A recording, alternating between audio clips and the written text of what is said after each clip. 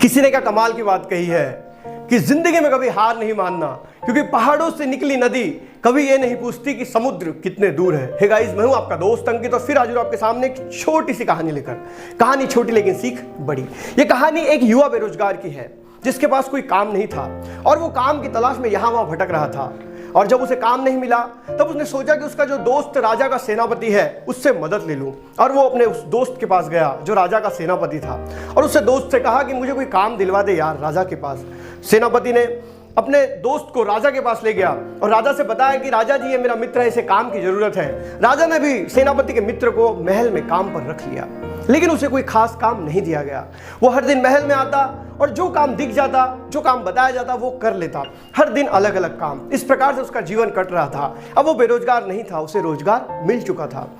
एक दिन राजा ने उस युवा को बुलाया और कहा कि दूर पहाड़ की तलहटी में एक छोटा सा गांव है, जिस गांव के किसानों को हमने बहुत सारा पैसा दिया हुआ है और उन लोगों ने वो पैसे वापस नहीं किए हैं। तुम उस गांव में जाओ और वहां से वो सारे पैसे इकट्ठा करके लेके आओ। तब उस युवा ने निकलते समय राजा से पूछा कि राजा जी मैं आपके लिए उस गांव से क्या लेके आऊं। तब राजा ने कहा मेरे पास तो सब कुछ है, तुम इस महल में देख लो, जो चीज नहीं है वो लेकर आना।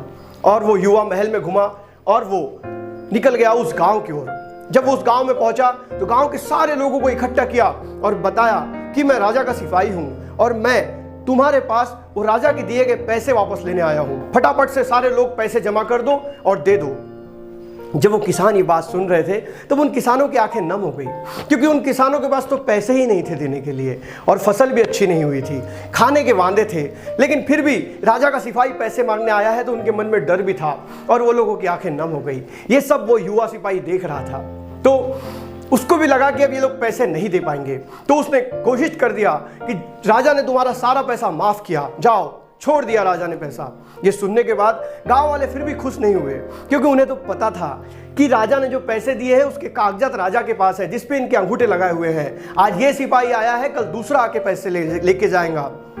और ये बात जब उस युवा सिपाही को पता चली तो उस युवा सिपाही ने उन सारे कागजातों को फाड़ कर वहीं जो अलाव जल रहा था उस अलाव में डाल दिया।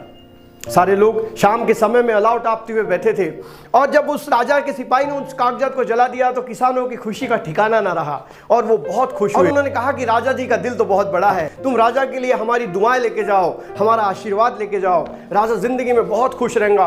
और सारे गाँव वालों ने भर भर के दुआएं और आशीर्वाद दी और ये सिपाही वापस महल पहुंचा। महल जाने के बाद राजा ने इस सिपाही से पूछा कि तुमने पैसे वापस लाए? तो उसने कहा नहीं। क्यों? तो उस सिपाही ने कहा कि उनके पास तो पैसे ही नहीं है देने के लिए, मैंने आपका सारा पैसा माफ कर दिया। राजा समझदार था, राजा ने कुछ नहीं कहा।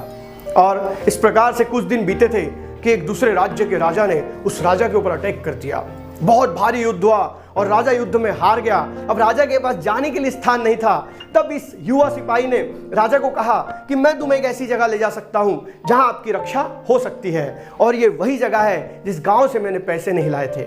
राजा का परिवार और ये युवा सिपाही उस गांव में पहुंचते हैं। गांव में संदेश भेजा जाता है और सारे गांव में राजा के आने की तैयारियां होती है और सारा गांव राजा की रक्षा करता है, राजा को संभालता है और पूरी सेवा करता है। और राजा उस गांव से सुरक्षित फिर से अपनी सेना खड़ी करता है और अपने राज्य को फिर हथिया लेता है। इस प्रकार से राजा फिर खड़ा हो जाता है। दोस्तों, छोटी सी कहानी, लेकिन ये कहानी हमें बताती है कि जिंदगी में कुछ कमाना है तो वो कमाओ आशीर्वाद, दुआ। हो सकता है कि आप अच्छे काम करते जा रहे हैं और आपको फल नहीं मिल रहा है, लेकिन अच्छे कामों का फल मिलता जरूर है, क्योंकि भगवान के यहाँ देर है, अंधेर नहीं है। इसलिए अपने काम को निरंतर करते रहिए और करना है तो ऐसे काम कीजिए कि लोग आपको दुआएं दें, आशीर्वाद दें, आप लोगों की जिंदगी में कुछ अच्छा करने की कोशिश करें। अगर कहानी अच्छी लगी तो वीडियो को लाइक करें, साथ ही साथ अगर चैनल पर नए हैं तो चैनल को सब्सक्राइब करें। मिलेंगे अगली कहानी में, तब तक के लिए अलविदा। जय हिंद, वंदे मातरम।